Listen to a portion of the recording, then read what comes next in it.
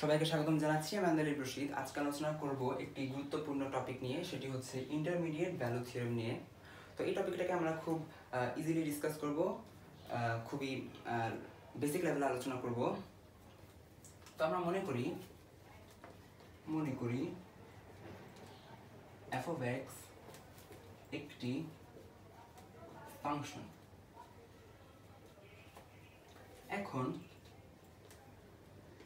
আমাদের এই f of x যদি a, b বদ্ধ ব্যবধিতে অবিচ্ছিন্ন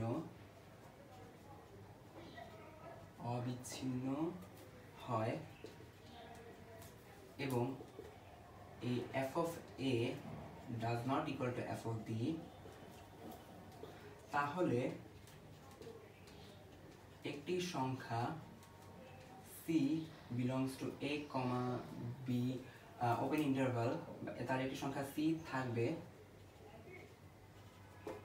যার ফলে f of c is equal to k হবে। তো এটা হলো আমাদের এই ইন্টারমিডিয়েট ভ্যালু থিওরেম। তো এখন আমরা এটাকে একটু বোঝার চেষ্টা করব ইজিলি, খুবই সহজ ভাষায়। তো আমরা মনে করি আমরা একটি পাহাড়ে উঠবো। তো মনে করি পাহাড়ে আমাদের যাওয়ার একটাই রাস্তা এবং রাস্তাটা আমাদের এরকম। আচ্ছা, তো মনে করো আমি এই যেখান থেকে আমরা শুরু করবো হাঁটা, সেটা হলো এ এবং এই যে পয়েন্টটা সেটা হলো আমাদের বি। তো এখন আমরা মনে করি এ হতে বি এর দূরত্ব, সরণ না, দূরত্ব হলো 50 মিটার। আচ্ছা, তো এখন আমরা যদি, তাহলে আমাদের এ হবে 0 মিটার এবং বি হবে আমাদের তাহলে আমাদের এ থেকে বি এর যে দূরত্বটা সেটা হবে আমাদের 50 মিটার, বা বি হলো আমাদের 50 মিটার যেটা। তো এখন আমরা যদি এখান থেকে এ থেকে বি তে আমরা হাঁটা শুরু করি, তাহলে এরকম তো একটা পয়েন্ট তো আসবেই যেটা থেকে কিনা এর দূরত্ব হবে 30 মিটার, যেটা থেকে কিনা এর থেকে সেই পয়েন্টের দূরত্ব হবে 28 মিটার, 40 মিটার, যে কোনো কিছু হতে পারে।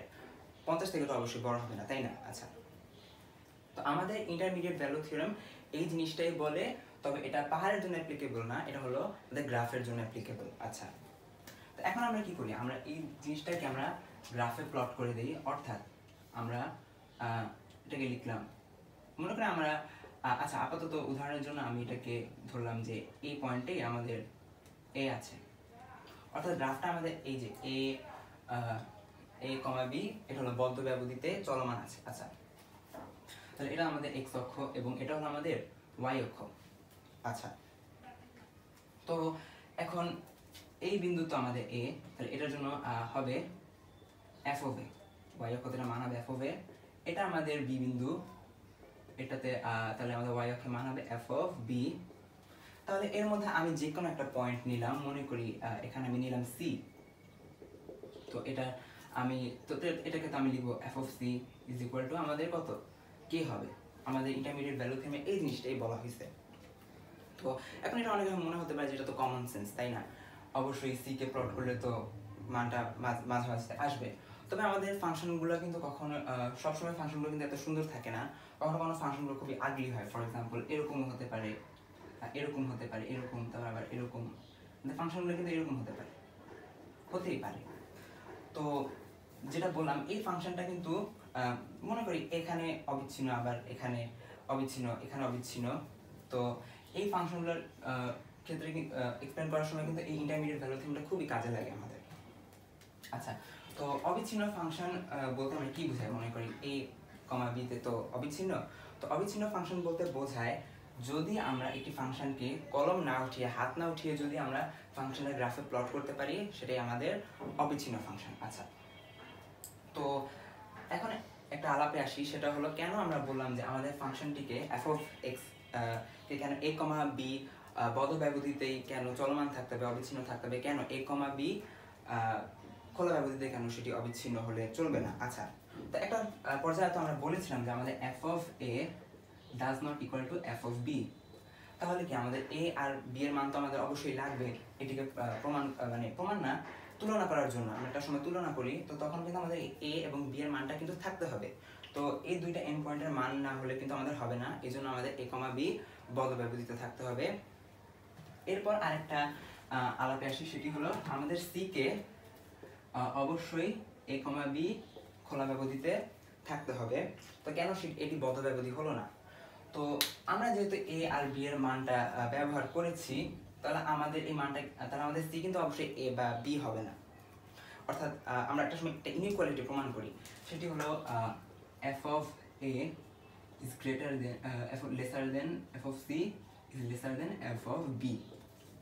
আবার আমরা এটাও প্রমাণ, আবার উল্টাটাও হতে পারে, অর্থাৎ f of a is greater than f of c is greater than f of b। তো তখন কিন্তু আমাদের তো আমরা তো বুঝতেই পারছি আমাদের এখানে কিন্তু কোনো সমান সমান চিহ্ন নেই। তো আমাদের কি এই c এর মানটা কিন্তু অবশ্যই a বা b হতে পারবে না। তো এখন আমরা এই রিলেটেড একটা প্রবলেম দেখব। তো প্রবলেমটি দেখি। তো আমাদের প্রমাণ করতে হবে x cube minus x minus 2 এ কত বললাম আমি? বললাম -1, 2 তে অবিচ্ছিন্ন হলে একটি মান থাকবে, একটি সংখ্যা, আমি লিখলাম সংখ্যা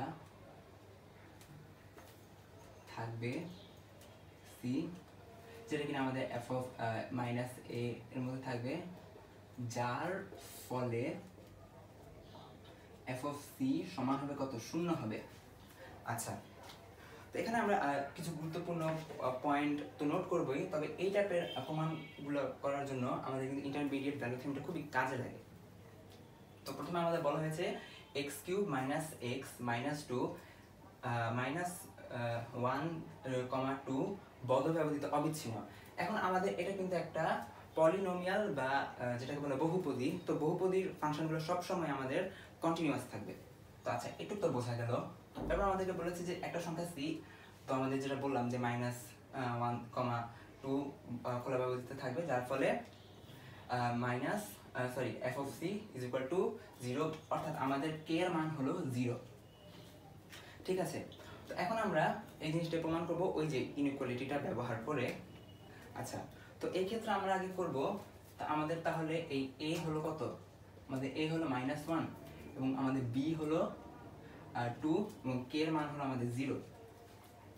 তাহলে আমরা এখানে k এর মানটা বসিয়ে দিই, অর্থাৎ f of -1 is equal to -1 এর উপর হোল কিউব মাইনাস -1 মাইনাস 2। আচ্ছা, তাহলে দেখি, তাহলে এটা কত হবে? -1 আর এটা হবে +1, মাইনাস মাইনাস প্লাস, এবং এটা হবে 2। তাহলে আমাদের f of -1 এর মান কত হবে? -2 হবে।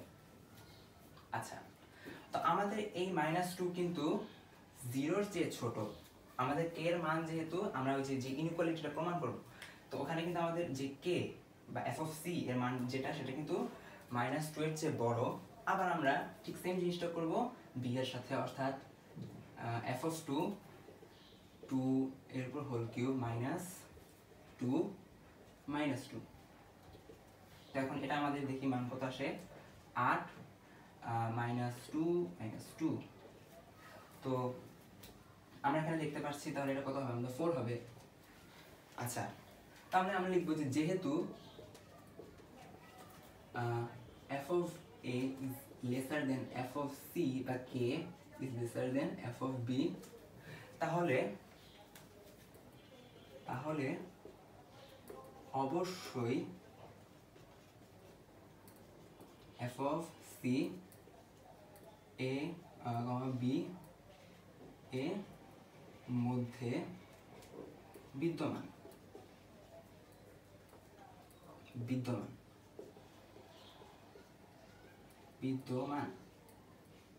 ও, এখানে আরেকটি আমাদের গুরুত্বপূর্ণ জিনিস বলতে হবে, সেটি হলো আমাদের কিন্তু যে এই থিওরেমটা, এটাতে কিন্তু আমাদের অবশ্যই বলতে হবে যে অন্তত একটি মান থাকবে। অর্থাৎ আমাদের যদি x স্কয়ার থাকে, তাহলে আমাদের কি মান কখনো কখনো দুইটা আসতে পারে। ফর এক্সাম্পল, আমাদের এই যে x square plus 5x plus 6, এটার মূল কত? আমাদের আসবে কত? 2, 3। তো তো আমাদের যদি কখনো কখনো এটাকে প্রমাণ করতে বলে, তো তখন কিন্তু আমাদের দেখা যায় 3 আর 2 আসে।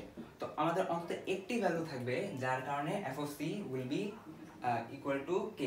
তো এই ছিল ইন্টারমিডিয়েট ভ্যালু থিওরেম নিয়ে আজকের ভিডিও। সবাইকে ধন্যবাদ।